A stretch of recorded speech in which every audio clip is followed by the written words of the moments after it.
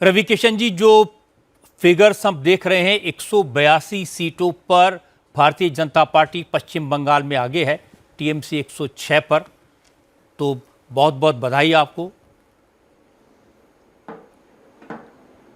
नहीं भैया, प्रणाम आपको। मैं बधाई देना चाहता हूं यशस्वी प्रधानमंत्री मोदी जी को, गृह मंत्री अमित शाह जी को, जिन्होंने विश्वास दिलाया।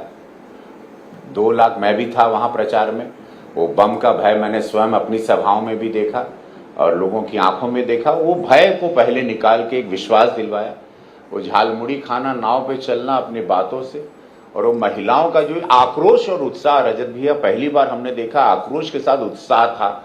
एक एक महिला निकली है। आओ, बंगालियों ने अपने अस्मिता को बचाने का चुनाव। जमीन पर हम बहुत वहां पे प्रचार किए। हावड़ा इलाका खासकर था जो सबसे भयावह था, वो स्थिति वहां पर जो थी। तो ये जो बम से मारना, भाजपा कार्यकर्ता हमको मिले, किसी कोई बूढ़ा पिता, हमको एक शुक्ला जी मिले, उनके बेटे की चौराहे पे हत्या हो गई। हमको ऐसे बहुत कार्यकर्ता जो झंडा लेके दौड़ रहे थे, उनके परिवार में किसी न किसी की हत्या या उसको मार दिया गया, या बम मारा गया, या घर जला दिया गया। प्रताड़ित पीड़ित लोग, वो गुस्सा, आक्रोश, जहां जय श्री राम का नारा लेने एक सांसें घुटती थी कि लोगों नहीं मार देंगे। यात्रा निकालना, जतरा एक होता है, एक धार्मिक जतरा होता है, उसके लिए भी तो एक बहुत समय से कुंठा जो थी। उनको पता था अगर इस बार नहीं किया तो बंगाल चला जाएगा। सोनार बंगला तो छोड़िए, उनका अस्तित्व, उनकी पहचान, उनका अध्यात्म, उनकी संस्कृति, एक बहुत बड़ा लिटरेचर का बहुत बड़ा ज्ञान केंद्र बंगाल है। और उसने अपने आप को बचाया, बंगालियों ने स्वयं को बचाया। बंगालियों ने प्रधानमंत्री मोदी जी पर, गृह मंत्री अमित शाह जी की पूरी रणनीति पर, पूरा जो बैठे 15-20 दिन वहां रह के, उन्होंने विश्वास किया कि अब हम लोग जीतेंगे क्योंकि हमारे साथ मोदी जी खड़े हैं। अब वो यहाँ नाव में घूम रहे हैं। डर कैसे निकाला लोगों के मन से? बात कर रहे हैं, सभाएं हो रही है। संघ ने भय निकाला बात करके, विश्वास करके कि सेना बल रहेगी, 60 दिन और रहेगी। गृह मंत्री जी ने कहा कि 60 दिन भी रहेगी, कोई चिंता नहीं, कोई मारेगा नहीं आप लोगों को, आप लोग निकलो। हिंदू इलाकों में नहीं तो पहले बम फेंक दिया जाता था, तो लोग रात ही को फेंक देते थे। हिंदू बेचारा डर के निकलता नहीं था, बंगाली हिंदू निकलता नहीं था। बेटियों के साथ जो बलात्कार हुआ, मेडिकल हुआ, अभया कांड हुआ, ये सारी चीजें बहुत चुपती गई और ये भरता गया। ये ज्वालामुखी फटना ही था और ये आज फट गया, और ये उसका रिजल्ट आपके सामने, अब आपके समक्ष। तो मैं समझता हूं, पूरे भारत को मैं इसकी बधाई देता हूं। ये आपकी बात सही है कि अगर वो ज्वालामुखी ना फटता तो ऐसा रिजल्ट नहीं होता जिसमें एक लैंडस्लाइड विक्ट्री मिली है। और आप भी बहुत प्रचार के लिए गए थे। जब आप जाते थे वहाँ पश्चिम बंगाल में प्रचार करने के लिए, तो क्या सुनते थे लोग, क्या बताते थे आपको? पहली बात तो ऐसे इलाकों में, हम हावड़ा के कुछ इलाकों में गए, वहां पर लोग, मैंने पहली बार प्रचार, हम बहुत सालों से कर रहे हैं, लेकिन खिड़की में अंधेरा करके कोई महिला ऐसे पीछे से कि कोई टीएमसी का गुंडा ना देख ले हमको, कोई भाजपा का प्रोसेशन निकल रहा है, भाजपा का प्रचार हो रहा है, तो वो डर गलत था। इस भारत में जहां मोदी जी की सरकार है, वहां पर एक राज्य ऐसा जहां पे लोग डर रहे हैं, खिड़की में अंधेरा किए कि नीचे से कोई और ना देख ले, लोग बोल नहीं रहे, मतलब इतना भय क्रिएट किया गया। ये मैंने देखा तो मैं समझ गया कि, और जब सेना बल घुसने लगी, मारे डंडा डंडा, जब गुंडा लोग वहां परेशान कर रहा है, जब उन लोग लाठी बरसी और विजुअल जब गए, जैसे एक प्रत्याशी को, विधायक को सब लोग मार रहे थे गांव में, और जब अगले दिन सेना निकल के उन सारे गुंडों को जब डंडा डंडा पीटने लगी, वो दृश्य ने विश्वास दिला। प्रधानमंत्री मोदी जी का जमीन पर उतर के झालमुड़ी खाना, छोटी छोटी हेलीपैड पे उतर के बात करना, वो विश्वास जगह, नाव में चल देना, फिर ये सारी चीजें, गृह मंत्री जी का कहना कि मैं यहां बैठा हूं, अभी मैं रहूंगा, मैं अब यहां से हिलूंगा नहीं, सेना आपके साथ है, ये विश्वास, और वो भाजपा फिर निकल गई। फिर एक एक आदमी निकला। महिलाओं को मैं दिल से धन्यवाद देता हूं, सारी दुर्गा बन गई, सारी मां काली के रूप में आज ये पूरा भारत देख रहा है। ये बहुत बड़ी जीत है रजत भैया, बहुत बड़ी जीत है। ये जीत होनी चाहिए थी। ये आज श्यामा प्रसाद मुखर्जी जी की आत्मा इतनी गर्व महसूस कर रही होगी आज उनके, और वो लिटरेचर, ये सिनेमा रहा, लिटरेचर रहा, ज्ञान रहा, भारत की इकोनॉमी रही। ये सोनार बांग्ला को इन लोगों ने चूस लिया था, ये स्मगलिंग का हब बन गया था, आतंकवाद का हब बन गया था, बम बनाने की फैक्ट्री बन गया था, बांग्लादेशियों का एक रहने का सेकंड होम बन गया था। बांग्लादेशियों घुसपैठियों का सेकेंड होम। हाँ, वीकेंड मनाने सब यहां आते थे नदी क्रॉस करके। ये भी बहुत सुनते हैं कि जो साहित्यकार थे या जो फिल्म के एक्टर्स थे या जो राइटर हैं, पोएट हैं, उन सब के मन में बड़ा भय था और वो भद्रलोक बीजेपी का साथ नहीं देते थे पहले। इस बार ये बदलाव आया।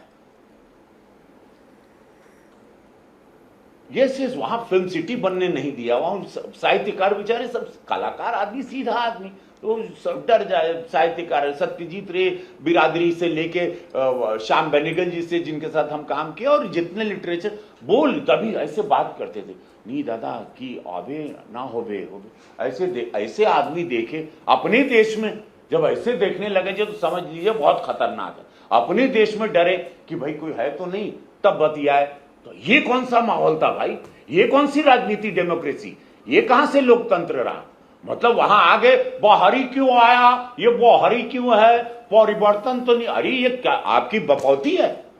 ये वंश, धन्यवाद मोदी जी यार, ये वंशवाद, ये परिवारवाद खत्म हो गया। हमारा मित्र भी देखो टीवी के से वहां, उसने भी एक अलग आज तूफान मचा दिया कलाकार बिरादरी का तमिलनाडु में। ये वंशवाद की नस्ल को, इन परिवारवाद की सोच को मोदी जी ने ऐसा चोट पहुंचाया है कि देश अब जाग गया है। डेमोक्रेसी भाई, सबको आना है, सबको जीतना है। डर भय, बम मारोगे, हत्या करोगे, ये नहीं बोल सकता तुम, ये नहीं बोल सकता, ये नहीं खा सकता, ये नहीं पी सकता, ये कौन सी राजनीति थी? अब इसलिए ममता बनर्जी जी ये कह रही हैं कि जो सेंट्रल फोर्सेस हैं उनका इस्तेमाल किया गया लोगों को डराने के लिए, बचाने के लिए। गलत बोल रही है, लोगों की जान बचाने। तो अभी तक चुनाव आज होता, इतने बम चलते, इतनी हत्याएं हो जाती एक दो दिन में। आपने पिछले चुनाव में भी देखा, लगातार मारे गए भाजपा के कार्यकर्ता, सिविलियंस मारे गए, सीधे लोग मारे गए। जिसने भाजपा के लिए जय श्री राम बोल दिया या खाली मोदी जी को देखने आ गया या वो भीड़ में वो हो गया, उसकी दुकान जला दोगे। खाली मोदी जी की सभा देखने आओ तो आप उनको मार दोगे। ये कौन सा ही लोगों ने राज्य क्रिएट किया था? और ये तो आज भी उन्होंने कहा कि इलेक्शन कमीशन बीजेपी के एजेंट की तरह काम कर रहा था। उन्होंने वहां पर वोट काटे जहां पर तृणमूल कांग्रेस जीतती थी। ये देखिए, हारने के बाद की ये इनका ये छाती पीटना ना है, इससे देश अभी बोर हो चुका है। ईवीएम को गरियाना, अब वो बेचारा प्लास्टिक का डब्बा, उसको गरियाएंगे। जीत जाएंगे तो नहीं गरियाएंगे, केरल में नहीं गरियाएंगे।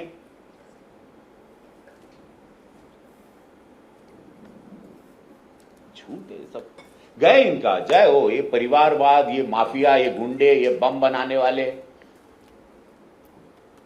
भाईपो टैक्स, कट मनी, आजादी, आजाद हुआ भाई बंगाल ऐसे आज जैसा ब्रीथ करेगा, ब्रीथ, पूरा बंगाल ब्रीथ करेगा। मेरे और भी साथी हैं यहाँ पर, सौरभ हैं, अभी आपने मीनाक्षी हैं। जिनका बहुत बधाई आपको रवि किशन जी, सौरभ बोल रहा हूं मैं। आपने भी जिनका नाम लिया, अभिषेक बनर्जी भाईपो, उन्होंने तो कहा था 10 जन्म लगेंगे डायमंड हार्बर मॉडल को ध्वस्त करने में। हावड़ा लेके आ गया, हावड़ा में घुस गए थे हम पर। हमारा एक प्रत्याशी खड़ा था, बेचारा बोला कि आप पीछे से गोली मारा है। हम भाषण देने लगे, थोड़ी देर में बोला दादा इधर उधर क्या बोलता है, हमको ही गोली मारा, हमको हमारे यहाँ बम लेके आ गया। हम बोले अरे भाई भाई मैं गोरखपुर का सांसद हूं, तुम्हारी जिंदगी बम बम हो जाएगी, कहां हमको बम दिखा रहा है। ऐसे साथ बात सोचो। अरे ये एक बात बताइए कि ये इतना क्यों हम सुनते थे कि भाई बंगाल में, खास तौर पर दक्षिण बंगाल में बड़ा मुश्किल है, कोलकाता में तो बीजेपी का स्कोप ही नहीं है, हर जगह बीजेपी कुछ ना कुछ कर सकती है, कोलकाता में कभी नहीं जीत सकती। बम फेंक देते थे। देखिए बिहार यूपी के वहाँ आधी आबादी है, टैक्सी रेवड़ी चलाने वाले, टैक्सी रेवड़ी का धंधा करने वाले बहुत बड़ी आबादी है बिहार यूपी से। हम लोग का बहुत मिष्टी धोई का संबंध है बिहार का, उसका। हमारे बाबा पर बाबा पूर्वज जितने हमारे लोग वहाँ कमाने जाते थे, विदेश हुआ करता था कोलकाता, बहुत पैसा था, इकोनॉमी था, बहुत सारा पानी के रास्ते कारोबार होता था। वो समय था, वो परिवार वहाँ 100 साल से 150 साल से भी बिहार पे, लेकिन डरे थे। फिर वहाँ पर एक लेबर जो माइग्रेटेड लेबर, वो 90 लाख की कुछ आबादी थी, तो लोग अगर वो ईद में नहीं आते हैं या दुर्गा पूजा में नहीं आते तो उनकी वोटिंग ये लोग करते थे। ये आपने देखा है कि कई जगह पे लोगों ने कमल के निशान पे टेप मारा, बम मारना, हत्या करना, घर जलाना।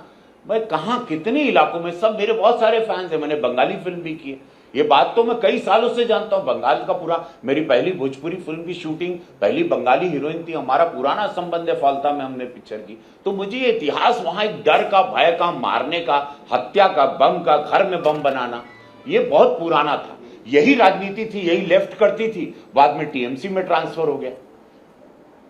रविकिशन जी, एक अलग विषय पर आपसे मैं पूछना चाहता हूं। इतना सुंदर बने तमिलनाडु में सुपरस्टार विजय की जो जीत है, उस विजय को आप कैसे देखते हैं?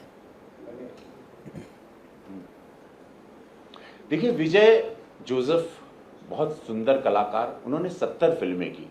फिल्मों में हमेशा उन्होंने गरीबों की बात की, परिवर्तन की बात की, एजुकेशन की बात की, मदद की बात की, विलन को मारा, बहुत सेंसिटिव तरीके से। अचानक उनमें एक ट्रांसफॉर्मेशन आया और वे एक दिन अनाउंस किया कि अब मैं सिनेमा छोड़ देता हूं।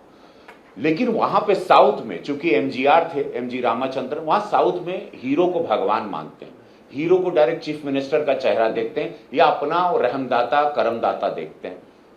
फिर जयललिता जी का वहां पे एक साउथ, एनटीआर वहां आंध्र प्रदेश में है, साउथ वाले कलाकारों को भगवान का दर्जा देखते हो, उनको समझते हैं सेंसिटिव है, ये हमारा है, हमारी बारे में सोचता है, इसने स्ट्रगल करके यहां तक आया हमारी तरह।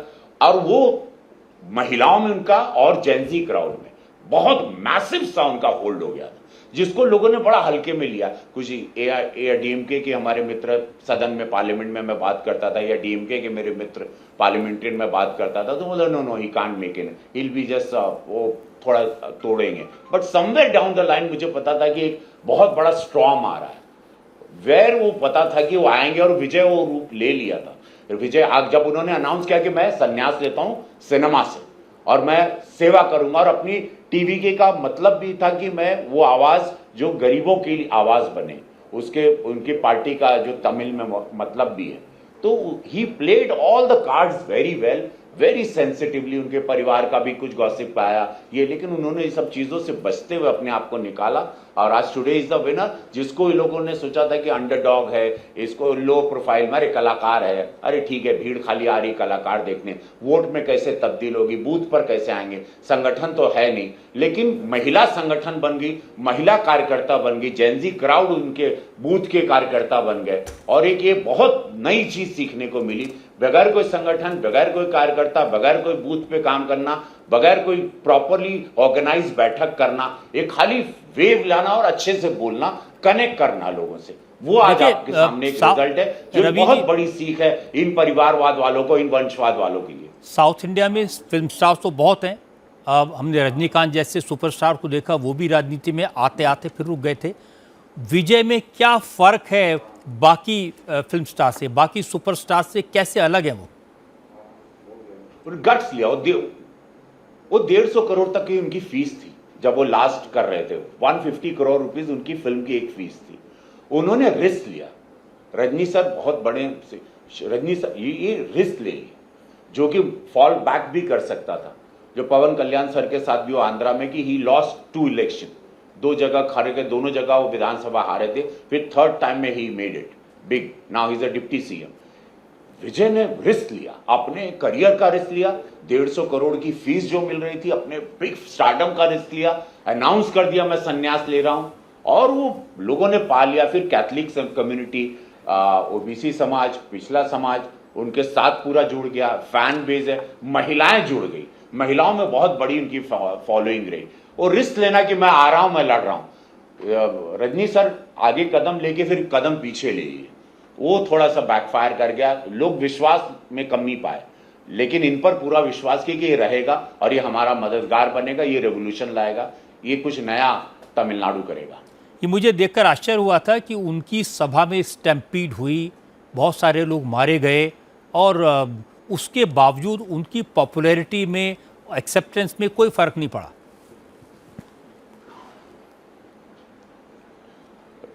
रजत भैया वहां पे भगवान मानते हैं कलाकार, वो 10 लाख लोग, उनको लगा कि उन लोग आए थे और वहां की पुलिस ने साथ नहीं दिया, ऐसा करके वो मर गए। विजय पर कुछ नहीं आया, कि लोग पुलिस ने व्यवस्था नहीं की, पुलिस को संभालना था।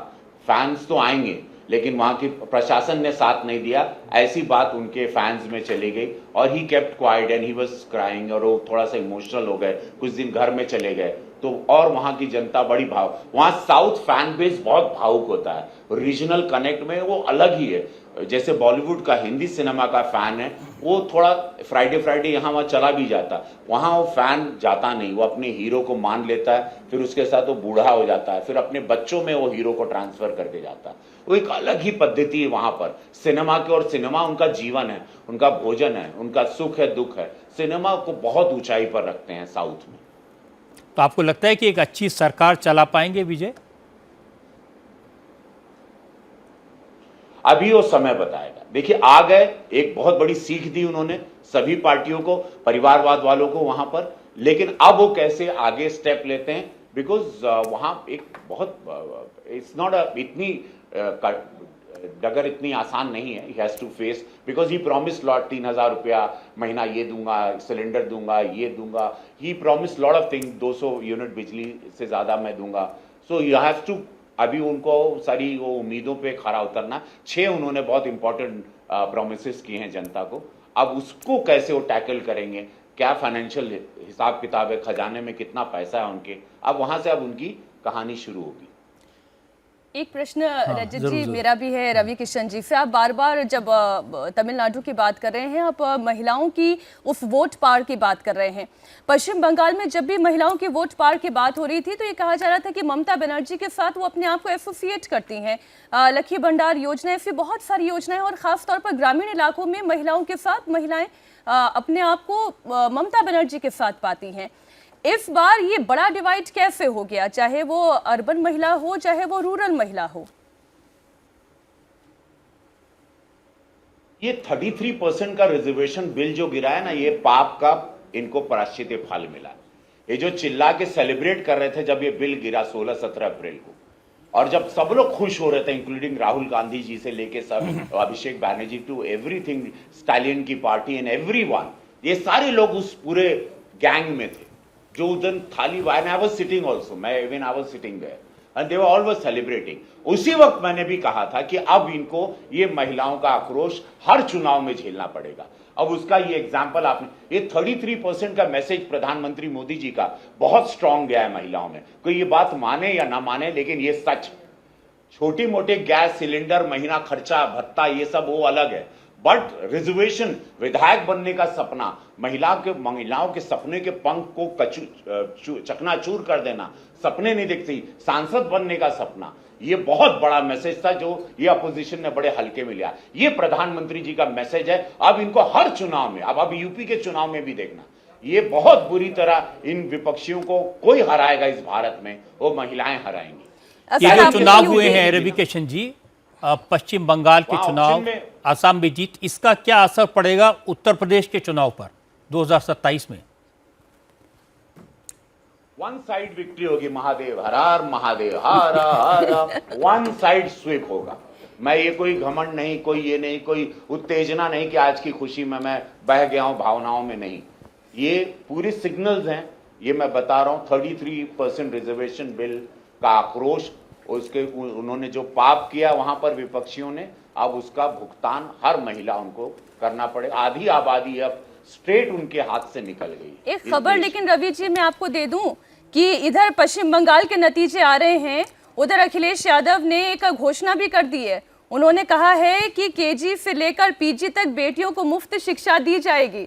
तो अभी आप पश्चिम बंगाल के नतीजों पर हम जब विश्लेषण कर रहे हैं तो उसे देखते हुए उन्होंने उत्तर प्रदेश में घोषणा भी शुरू कर दी है। शायद अभी वो लाइव देख रहे होंगे। नहीं, अब कुछ भी कर लें, अब सब लोग पेड़ पे उल्टा भी लटक जाएं तो अब चिड़िया चुग गई थी। मोदी जी की बात किस आधार पर कह रहे हैं आप ये? अब भूल जाइए, मोदी जी हैं भाई। प्रधानमंत्री मोदी जी एक विश्वास है, बहुत बड़ा विश्वास, बहुत बड़ा विश्वास। वो खड़े हो जाएं उनके सामने, फिर लोग छातियों पीट के बोल दें कि मैं आपको ये कर दूंगा। लोग, क्योंकि सब लोग ट्राइड एंड टेस्टेड हैं, ये 2014 से करते ही जा रहे हैं। मुख्यमंत्री थे तब भी इन्होंने पहला शौचालय जब बनाया, जब विश्वास आया, महिलाओं को सारी सुविधाएं, स्कूल से लेके अटल आवास विद्यालय से लेके सड़क से लेके पानी, उनके सर से वो गगरी हटा दी। कई लीटर की महिलाएं जो कई किलोमीटर जाती थी, गुजरात से शुरुआत हुई। मोदी जी बनना और मोदी जी की तरह सोचना नेक्स्ट टू इम्पॉसिबल है। ये लोग अब कुछ भी कर लें, अब इनको 47 तक विपक्ष में ही बैठना है, और मैं यही कहना चाहता हूँ आप लोगों को, ये सच है। रवि किशन जी, बहुत बहुत धन्यवाद आपका हमसे बात करने के लिए, और बहुत बहुत बधाई। बहुत अच्छा रजत भैया, बहुत